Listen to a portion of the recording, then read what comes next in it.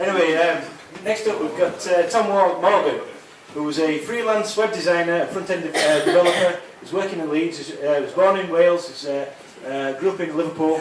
He's a father of two. Loves the Rat Pack. He started out syndicating XML feeds for Virtual Newcaster and Nova. He was a PHP coder for the Orange mobile portal, and then moved to service design. And he's going to talk tonight about responsive web design.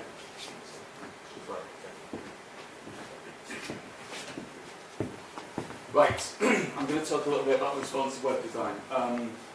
What it is, where it's come from, and where it's going.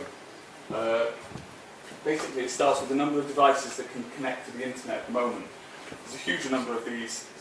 We've got telephones, tablets, televisions, tools, teddy bears, table lamps, all connected to the internet, all different screen sizes we have to take account for. And not only screen sizes, but all of these devices they have different capabilities, different things they can cope with, different things they can do, and that all affects the kind of website you want to design for them. Now, in the past, the kind of approach to this would be to take kind of like a baseline, a common denominator which most of your audience had, and you design for that, and pretty much you'd cover all the bases. But the trouble is, nowadays, the website that you design for your table lamp is going to look pretty basic when you look at it on an iPad.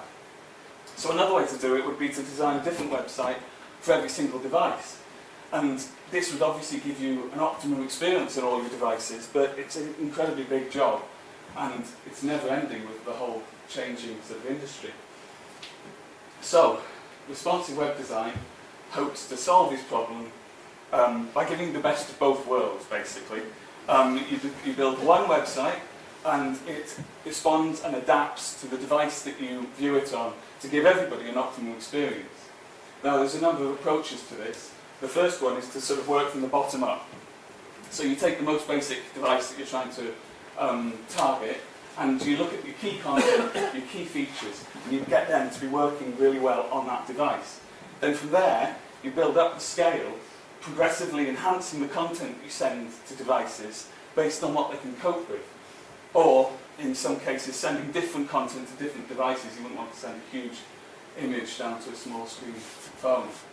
Also, by using percentages for laying out designs and using media queries to define breakpoints, we can design things that expand and contract to fit the kind of device that you're looking at it on.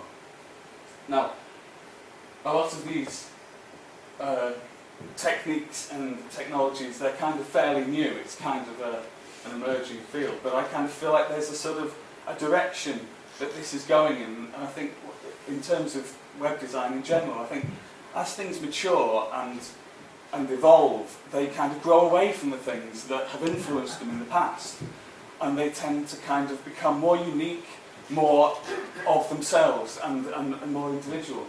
And so as web design does this, what you then end up with is a new set of problems, a new set of challenges that you have to approach. And although all the techniques and the tools that you have from those other disciplines are still relevant, we need to augment them and add to them with things that are appropriate to this new problem. I think one of the most interesting things about this for me is the fact that in order to do this well, designers and developers have to come together a lot more, working much more in conjunction and make decisions much more in mutual understanding of what each other does.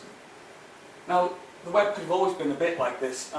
These techniques aren't necessarily entirely new and completely, but I think the way things are evolving means that we can't get away without doing some of these things anymore. So, you could say this is all irrelevant.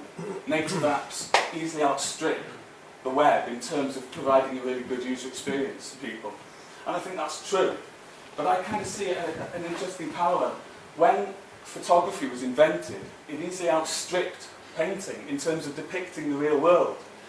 But the people who continued painting not only reinvented what painting was, but they also sort of rediscovered what it had always been. And I think by looking at things like form, colour, self-expression, by focusing on those things, they were able to trigger off a kind of explosion in creativity, which created a lot of what we call modern art. Now, coming up here is a quote from Tim Berners-Lee, where he talks about what he thinks the web has always been. It's a bit probably too long to read, but basically what he's saying is, I agree with Tom.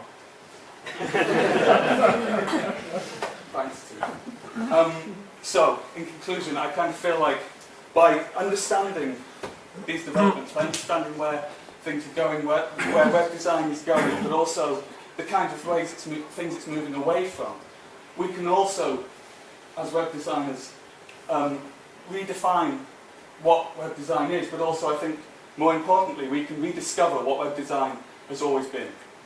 Thank you.